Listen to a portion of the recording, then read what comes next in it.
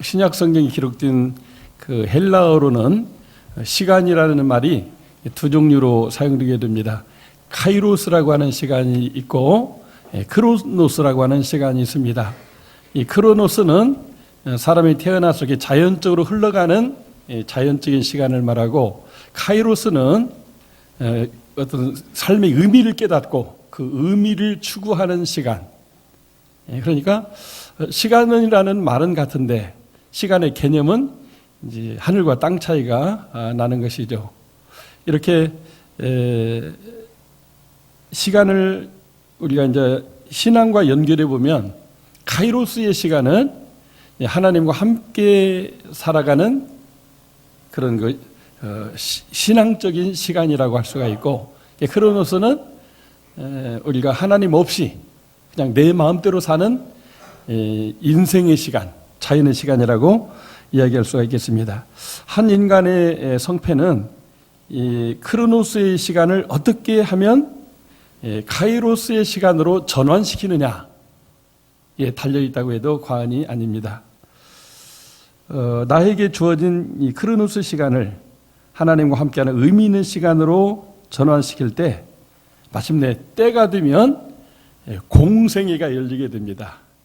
나도 행복하고 모든 사람을 행복하게 하는 그런 하나님의 부르심을 받아서 쓰임받는 인생을 살게 되는 것이죠. 오늘날 우리들이 대한민국 사람으로서 이만큼 행복하게 되고 또 멋진 나라가 된 데에는 135년 전 선교사님들이 오셔서 우리 민족의 시간을 크로노스에서 카이로스의 시간으로 바꿨기 때문이라고 말할 수가 있겠습니다. 선교사님들은 오셔서 많은 사업들을 했죠. 이렇게 복음을 전도하면서 또 성경을 번역하고 또 교회와 학교를 세워서 그 성경을 가르치고 또 가르친 대로 살도록 병원이나 이렇게 구제기관을 만들어서 세상 사람들에게 그 하나님의 사랑을 나누는 이런 실천적인 일들을 하게 했습니다. 무엇보다 그 중심에는 성경 번역이 있었습니다. 우리나라 말은 있는데 성경이 다른 나라 말로 되기 때문에 이거를 모든 백성들이 성경을 읽도록 성경을 66권 성경을 우리나라 말로 번역하는 조선 성서 공의를 만들고, 그 일에 최초의 선교사였던 언더우드와 감리교회 아펜셀러 선교사가 헌신했습니다. 아펜셀러 선교사님은 저 한양에서 목포로 가는 그 성서협회 활동을 위해서 가다가 군산 앞바다에서 이렇게 순직하는 일이 있었어요. 성경을 번역해서 우리 민족이 개화되고 또 하나님과 함께하는 카이로스의 삶을 사는 민족으로 만들려고 헌신하시다가 그게 불의의 사고로 배가 침몰될 때 본인은 수영을 잘하는 문화권에서 왔기 때문에 살아남을 수가 있었지만 그 배미창에 갇혀진 사람을 구하러 들어갔다가 함께 순직했다고 합니다. 이제 혼자 남으신 언더우드 선교사님을 중심으로 이렇게 조선 성서교회가 만들어지고 이제 모든 성경들을 전체적으로 번역하는 일들에 심혈을 기울였습니다. 그리고 마침내 성경 66권 전체가 우리 한국말로 이렇게 번역이 되면서 수많은 권서인들이 이 번역된 성경책을 가지고 마을마을 이렇게 보따리로 등에 메고 다니면서 성경을 판매했습니다.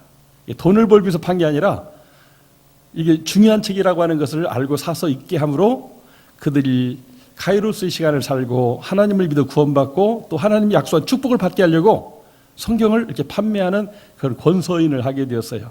그래서 수많은 사람들이 뭐 특별한 TV나 라디오가 없는 그런 상태에서 읽을 거리가 있으니까 너도 나도 성경을 사서 읽고 다른 사람에도 읽도록 하고 이렇게 하면서 성경이 예수를 안 믿으면서도 많은 사람들이 읽을 거리가 되는, 그러면서 그들 중에 하나님의 그 은혜가 임하게 되면 정말 예수를 믿게 되고 또 교회에 나오게 되고, 그러면서 우리 민족에게 이 개화와 민족의 여명이 찾아오게 된 것입니다. 정말 이 성경 번역과 그 성경으로 말미암아 우리나라에 하나님이 임하는 카이로스 시간이 되었기 때문에 그것을 기념하는 날로 성경 번역이 완성된 12월 둘째 주일을 한국교회는 성서주일로 정하고 교파를 초월해서 모든 교회가 이 날을 성경이 우리말로 이제 번역된 것을 기념하는 감사주일로 그 예배를 드리고 있는 것입니다. 이제 우리는 성경을 통해서 우리 인생의 시간이 카이로스의 하나님과 함께하는 의미 있는 시간으로 변화된다는 것을 생각하면서 또 우리 인생 가운데 그냥 자연인으로 태어나서 자연인으로 살다가 죽고 마는 인생이 아니라 내 인생 가운데 말씀을 통해서 하나님이 개입하심으로 하나님과 함께 살아가는 카이로스의 인생을 산다면 그것이야말로 복된 인생이라고 할 수가 있습니다. 우리 모두 카이로스의 인생을 살 수 있기를 바랍니다. 전우자로 한번 서로 인사하며 축복합시다. 카이로스의 인생을 삽시다. 차장대 성도 여러분, 2층 여러분들도 카이로스의 인생을 살면 좋겠습니다. 오늘 설교 제목이 예수님의 사생애인데 공생애라는 많이 들어봤는데 사생애라는 말은 잘 못 들어봤을까요? 근데 예수님의 공적인 생애가 있다면 그 공적인 생애가 이루어지기 전까지의 개인적인 생애가 사생이기 때문에 이 말이 또 공생애라는 말이 공식화되어 있다면 사생애라는 말도 공식적으로 쓸 수 있는 말이라고 생각이 됩니다. 이제 예수님의 그 공생애는 이제 30세부터 시작됐고 인류 구원 사업이 33세에 십자가의 죽으심과 부활 승천으로 완성됐기 때문에 3년 동안이 공생애로 한다면 그 3년의 공생애가 있기 위해서는 30년이라고 하는 예수님의 사생애가 밑받침이 되어서 그 공생애라고 하는 시간이 있게 됐다고 하는 것이죠. 예수님은 이제 성령으로 잉태된 하나님의 아들로서 요셉과 마리아를 통해서 이렇게 말씀을 들으면서 자랐기 때문에 아이 때부터 그런 카이로스의 인생을 살았다고 할 수가 있습니다. 30년 동안의 이 카이로스에 하나님과 함께하고 하나님의 뜻을 알고 하나님이 원하는 것을 위해서 나는 무엇을 해야 되는가 기도하면서 살아가는 이 삶이 예수님의 30년의 카이로스의 세계였다고 할 수가 있습니다. 이렇게 개인적인 삶을 하나님과 함께하는 카이로스의 시간으로 살아가게 될 때 마침내 인류를 구원하는 공생애 3년 동안의 인류 구원 사업을 완성하는 이 엄청난 이 위대한 사건을 이렇게 이루게 된 것입니다. 이제 30년의 그 사생애가 있기에 3년의 공생애가 있게 된 것이고 30년 동안의 사생애가 잘 준비되었기 때문에 3년의 공생애가 성공적이었다고도 말할 수가 있는 것입니다. 그런데 복음서들이 기록되어지게 될 때 마가복음서가 제일로 기록되어지고 또 마태복음, 그 누가복음이 거의 동시에 이제 기록되게 되었는데 마가복음 속에 예수님의 구체적인 탄생 이야기나 예수님의 공생애 이전에 어떤 일이 있었다는 얘기가 거의 없어요. 사도 바울의 주치의로서 드로아에서 바울의 복음전도 받고 예수 영접하면서 그 데오빌로라고 하는 어떤 그 고관의 그 주치의였던 분이 그분의 어떤 배려로 또 사도 바울을 주치의로서 이제 활약하게 되었는데 그러다 보니까 사도 바울을 통해서 복음을 듣고 또 사도 바울과 함께하는 많은 사도들로부터 복음을 들었는데 그리고 이 마가복음을 보게 되었는데 뭔가 아쉬움이 있는 거예요. 예수님의 그 사생애는 없다 그 말이죠. 공생애만 있고 그렇다면 이 부분을 좀 알아봤으면 좋겠다 하는 것이 누가의 생각이었을 것 같습니다. 왜냐하면 자기가 의사가 된 것이 많은 그런 노력과 공부를 통해서 의사가 된 것이잖아요. 준비가 있어서 의사가 된 것인데 그렇다면 예수님의 이 인류 구원도 저절로 된 게 아니고 어느 날 갑자기 된 게 아니고 그 30년 동안의 그런 뭘 어떻게 해서 이 공생애가 완성됐겠는가 그 부분에 착안해서 사도 바울이 로마에서 순교하고 나중에 이 이스라엘 땅에 와서 그 베들레헴이나 나사렛이나 그 많은 믿는 사람들을 통해서 이렇게 객관적인 자료들을 수집했을 것으로 보게 됩니다. 왜냐하면 자기가 이 얘기를 지어내서 만들면 안 되기 때문에 사실을 알려줘야 되기 때문에. 근데 그 중에 그 30년의 전체 이야기를 하나로 이렇게 딱 지배할 수 있는 그 시점의 이야기가 발견이 됐어요. 그게 바로 오늘 읽은 본문입니다. 예수님의 12살 때 유대인의 풍습을 따라서 1년에 한 번씩 예루살렘에 가서 이렇게 특별 제사를 드립니다. 자기가 사는 마을에 나사렛 회당이 있어서 평상시 거기서 예배하고 거기서 말씀을 나누는데 1년에 한 번은 예루살렘에 있는 성전에 가서 하나님께 제물을 드리면서 제사를 드리는, 이게 유대인의 풍습이고 관습이었습니다. 그런데 부모님은 가난하고 힘들지만 믿음의 가문을 이어가야 될 소년 예수기 때문에 이 장자 예수님을 데리고 그 예루살렘에 이제 이렇게 유월절 제사를 지키러 가게 된 것이죠. 근데 거기서 문제가 발생했습니다. 일주일 동안 지내고 이제 다시 고향으로 돌아가는데 부모님이 보니까 예수가 안 보여요. 아들 예수가. 그래서 이 사람 저 사람 찾다 볼 때 아무도 못 봤다고 하니까 이상하다 하고는 다시 가던 길 돌이켜서 예루살렘으로 오게 됐는데 성전에 가보니까 거기 성전 그 최고의 그런 뭐 특별한 옷을 입고 성경을 가르치는 그 성경 박사, 유대인의 납비 중에도 최고의 수준급 그 학자들과 앉아가지고 서로 성경을 토론하고 있는 거예요. 근데 오늘 성경에 보니까 이런 예수님이 듣기도 하고 질문하고 그 의미를 해석할 때 사람들이 기이 여겼다라고 그랬어요. 그래서 놀랍다고 표현했는데 원어 성경의 뜻은 놀라 자빠졌다라 그런 뜻입니다. 어떤 경우 보면 기절초풍하잖아요. 아니, 이 12살 차리가 성경을 알기도 너무 잘 알지만 그 의미를 해석해내는 거예요. 그리고 그것이 이제 메시아 때가 왔다고, 구약이 완성되는 때가 왔다고, 곧 그것이 메시아의 출현과 함께 이루어질 거라고, 이 말씀들이 이루어질 거라고 이렇게 말하니까 막 다 그냥 놀라 자빠지는 거죠. 근데 부모의 입장에서는 한편 뭐 대견스럽기도 했겠지만은 걱정이 돼가지고, 야 아들, 아니 6월절 끝났으면 고향으로 돌아가지 왜 부모 안 따라오고 여기 혼자 있는 거야? 우리 부모가 지금 많이 걱정했다. 이런 뜻의 얘기를 했더니 정색을 하고 예수님이 어떻게 대답해요? 49절에 보니까 어찌하여 나를 찾으셨나이까? 내가 내 아버지 집에 있어야 될 줄을 알지 못하셨나이까? 아니 자기 아버지가 요셉과 마리아인데 내가 내 아버지 집에 있는 거를 왜 모르느냐고 이렇게 얘기를 하는 거예요. 그것은 어릴 때부터 이 출생의 비밀을 요셉과 마리아는 알기 때문에 얘기했을 거 아니에요. 하나님의 성령으로 지극히 높으신 이의 씨를 받아서 동정녀 마리아에게 잉태된 것이 너다. 그래서 너는 이름이 예수인데 그 예수의 뜻이 세상을 죄에서 구원하는 사람이 아니냐. 그렇다면 너는 세상을 구원하는 일을 해야 된다. 이렇게 어린 시절 이렇게 얘기를 했었는데 이게 부모가 이걸 다 까먹었어요. 시간이 지나다 보니까. 그래서 그냥 육신의 자녀로만 생각한 나머지 우리 육신의 부모가 이렇게 근심하고 있는데 지금 너 여기서 뭐 하고 있는 거냐? 이렇게 지금 책망을 하는 거죠. 근데 예수님은 정색을 하고 누가 내 아버지입니까? 이 성전에서 예배 받으시는 하나님 아버지가 내 아버지가 아닙니까? 이렇게 얘기를 했는데 그때 그 부모는 깨닫지 못하였다고 그랬어요. 그렇지만은 이 소년 예수는 부모를 따라가서 순종하여 받으시더라 이렇게 얘기를 했어요.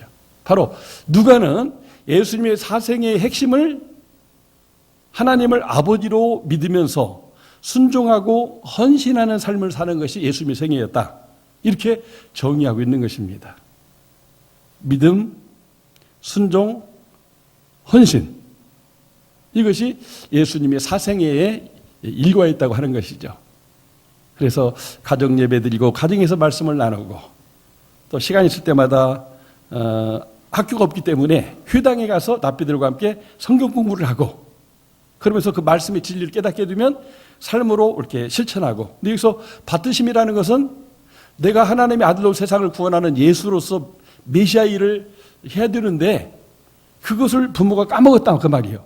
그렇지만 그럼에도 불구하고 그는 자기가 해야 될 그런 부모님께 순종하는 그 효도의 계명, 또 가난한 부모님을 도와서 목수일을 하면서 또 이렇게 가족들을 부양하고 또 자기도 어렵지만은 그 시대 노마의 식민지로 있는 나라 민족의 방방곡곡을 다니면서 목수일을 하면서 백성들의 애환을 이렇게 몸소 체험하는 그런 생활을 살면서 수도 없이 많은 기도를 하고 내가 어떻게 무엇을 하며 살아야 되느냐 이런 시간을 가졌다고 하는 것이 바로 이것이 예수님의 카이로스적인 30년의 생애였다. 그래서 많은 얘기를 찾아내서 쓸 수 있지만 그 모든 30년의 이 얘기를 하나로 압축해서 뽑아낸 얘기가 많은 자료 중에 바로 오늘 본문인 거죠.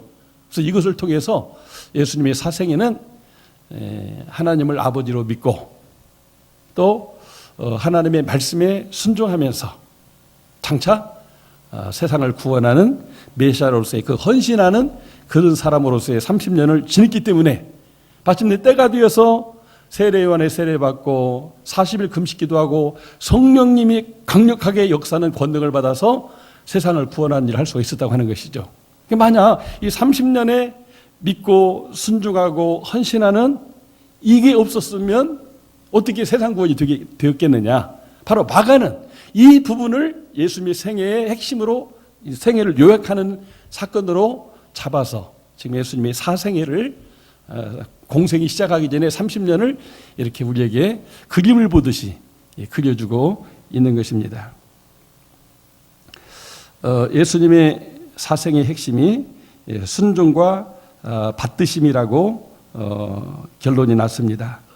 그것은 육신의 부모가 깨닫지 못하는 부족함이 있어도 공생 이전에는 부모님이 철저히 순종하고 받드심을 훈련했다고 하는 것입니다. 이것이 잘 훈련되었기 때문에 마침내 하나님 아버지가 세상을 구원하는 메시아 참빛으로서 또 세상에 눈먼 자 눈을 뜨고 또 갇힌 자를 자유하게 하고 참 이렇게 납병 환자 같은 그런 불치병도 고치면서 은혜를 선포하는 일을 하라고 할 때 또 그 하나님의 말씀을 순종하고 또 그 일을 위해서 자기를 받으셨다 이렇게 헌신해서 봉사했다고 보는 것입니다. 예수님의 이와 같은 순종과 받으심이 또 이렇게 잘 훈련되고 준비될 때 예수님을 구원의 통로, 축복의 통로, 선교의 통로가 된 것을 보게 되는 것입니다.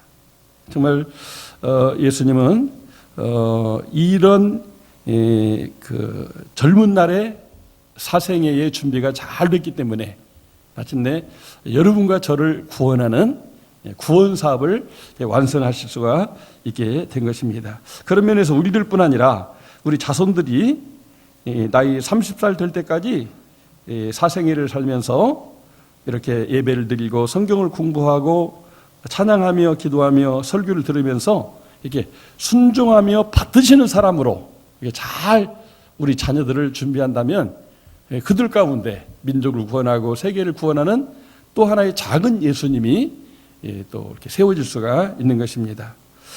예수님의 순종과 받드심은 어떻게 보면 그 부모님의 영적 유산이었다고 할 수가 있습니다.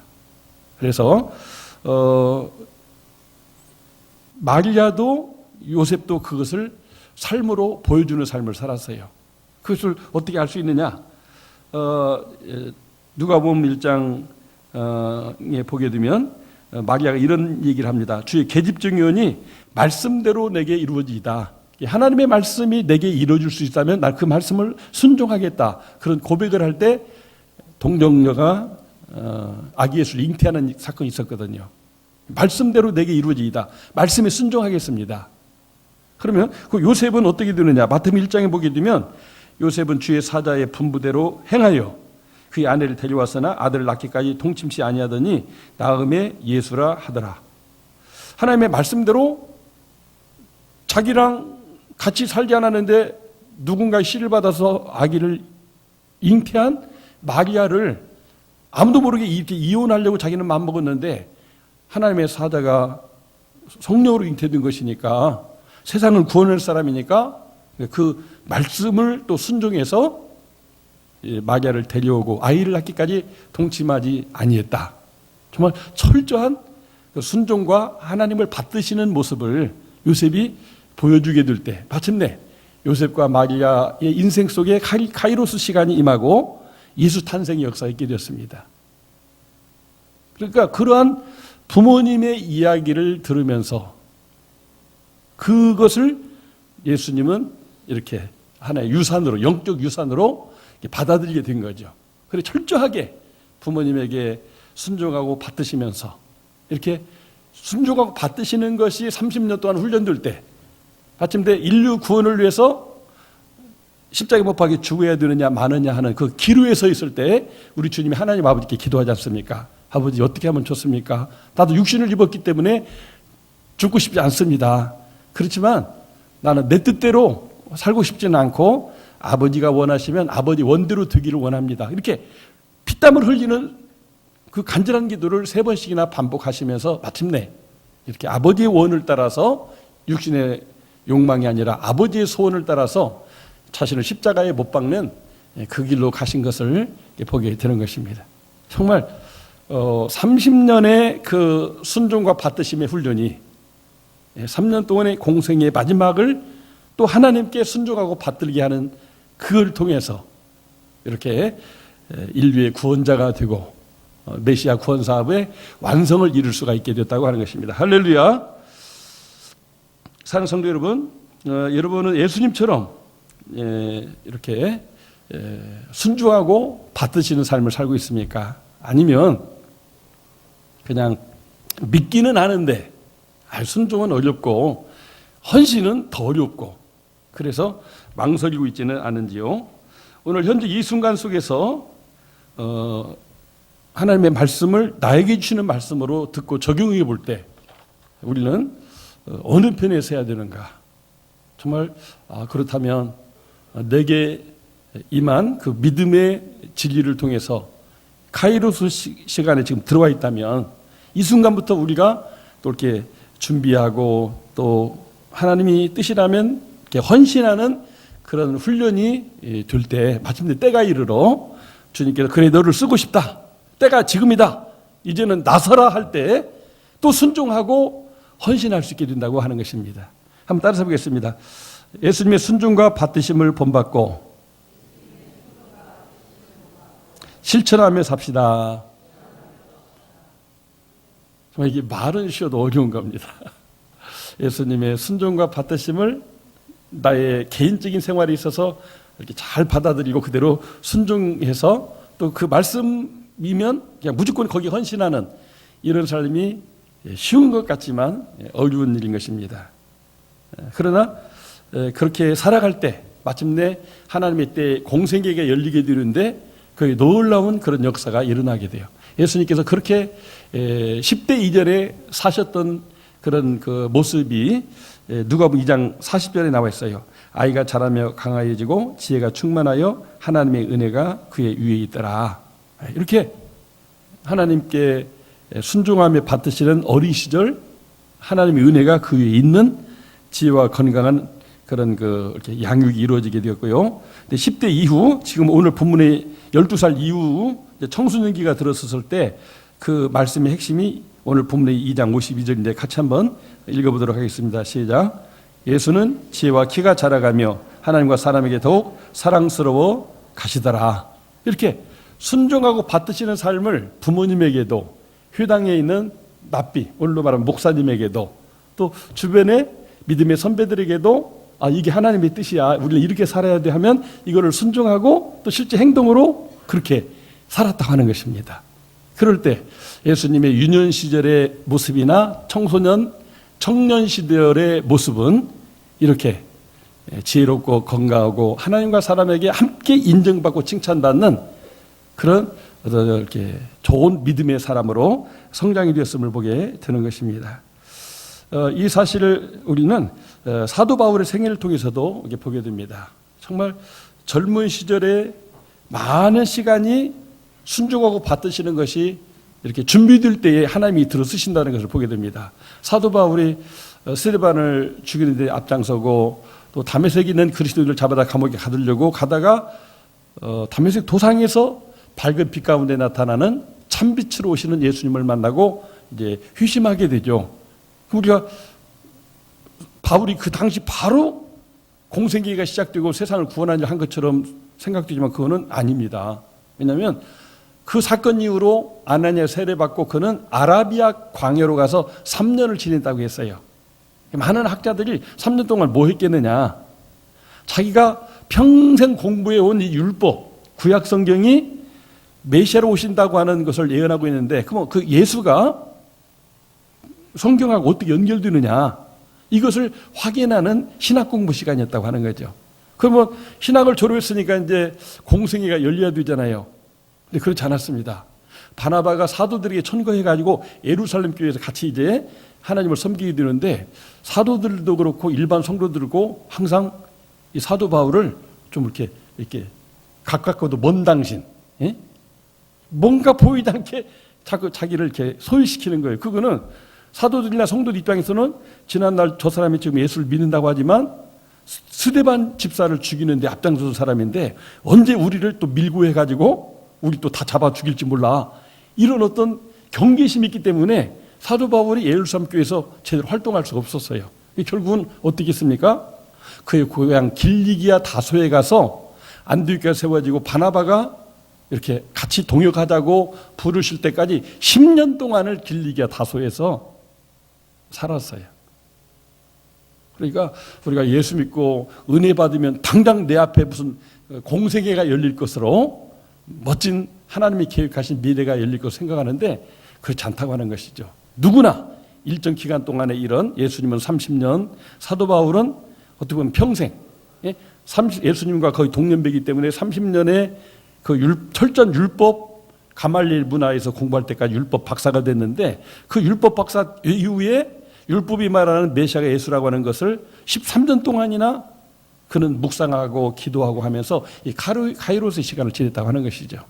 그러나 때가 되니까 하나님이 안디옥 교회를 세우고 바나바를 보내서 같이 동역하자. 그래서 함께 사람들에게 예수가 그리스도라고 하는 이 진리를 가르치게 될 때 그 안디옥 교인들이 다 그리스도인이 되었다 이렇게 말하고 있어요.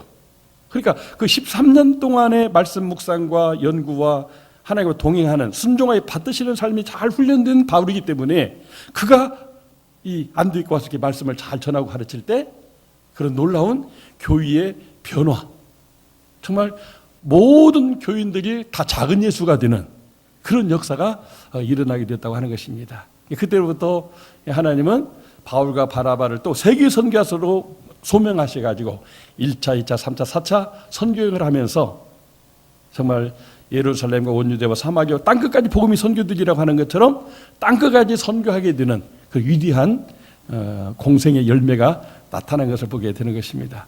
원래 이런 사실을 구약 성경에서 볼 수가 있어요. 모세가 왕이 될 만한 제목으로 자랐습니다. 40살 되었을 때 왕이 될 수 있는 조건과 능력이 다 갖춰져 있었어요. 근데 그는 실패하고 말았습니다. 그래서 이스라엘 백성을 괴롭히는 그 이집트의 그 공사판 그 관리자를 한 주먹에 쳐 죽이고 결국 살인자로서 도망을 치게 되는데 미디안 광야에서 40년을 지냈어요. 그 40년이 뭐 하는 시간일까요? 바로 공생애를 준비하는 사생애. 눈만 뜨면 하나님 내 인생 이게 뭡니까? 내가 이스라엘 민족을 구원해야 되는데 내 앞에 양떼밖에 안 보이네요. 그럼에도 불구하고 그 40년간을 외롭고 고달프고 힘든 양을 치면서 하나님이 자기를 부르실 때까지 40년간을 그렇게 지낸 것이죠. 어떻게 생각해 보면 그 허송세월이 아닌가 생각되지만 그렇지 않습니다. 하나님이 준비하는 그 준비 시간, 그 준비가 됐을 때 마침내 모세 80에 부르셔서 이스라엘 민족을 해방하고 구원하는 위대한 역사 이루신 것을 보게 됩니다. 하나님은 준비된 사람, 이 사생애를 통해서 믿고 순종하고 헌신된 사람에게 때가 되면 부르셔서 쓰실 때 세상이 감당할 수 없는 구원의 역사, 축복의 역사를 이룬 것을 보게 됩니다. 다윗도 사무엘 선지자에게 기름 부음을 받았어요. 근데 그 기름 부음을 받고 나서부터 사울 왕의 시기 질투를 받으면서 악한 영이 막 자기를 죽이도록 역사하는데 그래서 수많은 날들을 10년 가까운 세월을 쫓겨다니면서 그 사망의 음침한 골짜기를 지냈던 것을 보게 됩니다. 하루라도 하나님의 생각을 안 하면 내가 왜 이런 고난을 받고 내가 앞으로 뭘 위해서 이런 고난 연단을 주시는지를 말씀과 하나님 중심으로 생각하면서 살 수밖에 없었다는 거죠. 그런 준비가 사생애가 잘 준비됐을 때 마침내 이렇게 이스라엘 민족의 통일 왕국의 왕이 되어서 영원히 빛나는 금자탑, 하나님을 온전히 바르게 섬기고 하나님을 왕 삼아서 하나님의 통치가 온 민족 가운데 구현되게 한 그런 영원한 왕으로서 다윗 왕이 고백될 뿐더러 마침내 인류의 구원자 예수님이 올 것인데 그분은 보좌에 앉으셨고 나는 그분의 발등상에 그분의 메시아의 발을 만지기도 부족한 사람을 고백하면서 장차 오실 예수님을 예언하는 그런 모델이 된 것을 보게 됩니다. 우리는 교회 안에서 또 우리가 우리 교회 한국교회사나 세계사 속에서 그런 많은 분들의 발자취를 우리가 들을 수 있게 됩니다. 중요한 것은 이렇게 순종하고 받드심이 잘 준비되고 훈련된 사람은 하나님이 때가 되어 그렇게 그 사람 불러 쓰신다고 하는 것이 누가의 관점이고 또 그것이 성경의 핵심 메시지라고 할 수가 있는 것입니다. 한번 따라해 보겠습니다. 순종과 받드심은 인생을 역전시키는 열쇠다. 아멘이시죠? 인생을 역전시켜요. 예수님의 인생. 가난한 목사들로 태어나서 별 볼 일도 없는데 온 세상을 구원하는 구원자가 된 것은 정말 별일이죠. 이런 인생의 역전을 시킵니다. 예수님 믿는 사람 잡아 죽이려던 사울이 바울 되는 그 놀라운 역전. 지금 핸드폰 소리가 나는 너무 좋아요. 빨리 끝내라. 지금 사인을 보내주고 계셔요. 빨리 끝내겠습니다. 여기 이 사생에 우리 개인적인 삶을 살면서 내가 이렇게 그냥 먹고 죽다 인생을 살다가 내 인생 끝나면은 어떻게 보면 인생이 너무나 허망하지 않습니까? 근데 나는 날마다 눈을 뜨고 하루하루 살아가는 것이 믿고 순종하고 헌신한 삶을 이렇게 훈련한 삶을 살고 있다고 하는 그런 이렇게 신앙자세로 살아가게 될 때 반드시 하나님이 그 사람 불러 쓰시는 때가 있게 된다고 하는 것이죠. 그래서 우리 교회에서 이렇게 장로님으로 세움을 받고 이제 올해 장로님을 이제 은퇴하시는 우리 홍은표 장로님이 계십니다. 장로님께서는 늘 우리 교회 그 포스리 비전을 붙잡고 기도하셨어요. 그래서 3,000명의 영혼 구원, 우리 교회 또 한남병원 또 군부대 이런 데를 통해서 또 선교지를 통해서 한 2,000명 이상 세례받는 사람이 있었는데 이제 이거는 앞으로 시간이 가면서 하면 된다. 300명의 사역자 양성, 200여 명이 목회자로 또 교회 지도자로 또 선교사로 안수받았으니까 그것도 시간이 지나면 될 거다. 세계 기념사업, 그것도 우리가 저 중국이나 러시아 땅에 교회를 세우는 것이 기념사업으로 2개나 됐으니까 앞으로 저 북한 땅에도 하나는 할 수 있는 때가 곧 올 것이다. 근데 제일로 큰 과제가 30가정의 선교사 파송입니다. 정말 어쩌다가 이렇게 엄청난 비전을 세워가지고 그래도 몇 가정 파송하고 또 중국에서 다 이렇게 철수하게 해가지고 또 선교가 어떻게 보면 제대로 파송 선교가 이루어지고 있는 가운데 장로님께 고민이 되는 거예요. 이 비전을 위해서 기도하고 있는데 이제 젊은 사람들이 안 가고 또 그런 선교문이 닫혀가고 있는데 어떻게 하면 될까? 우리 전민절교회 어떻게 보면 카이로스의 시간 속에서 70세까지 우리 전민절교회를 섬기고 함께 은혜 받고 은혜 나누는 삶을 살았다면 이제 내 남은 생에 70이 됐지만 세계 선교를 위해서 내가 한번 헌신하면 좋겠다. 그러나 이미 어떤 연령 제약이나 이런 것 통해서 공식적인 선교사가 될 수는 없지만 이렇게 자원하는 자발적 그런 자비량적 그런 선교사가 되어야 되겠다. 그런 마음을 가지고 이렇게 한국어를 가르치는 이렇게 자격을 따고 경험을 살려서 이번 그 해외 이렇게 그 봉사활동하는 코이카 단체에 응시했는데 거기 합격이 되고 지난 33일간 아주 군대 생활 같은 그런 훈련을 마치셨습니다. 그래서 이제는 다음 주 중에는 튀니지라고 하는 나라로 이제 출국하게 되었습니다.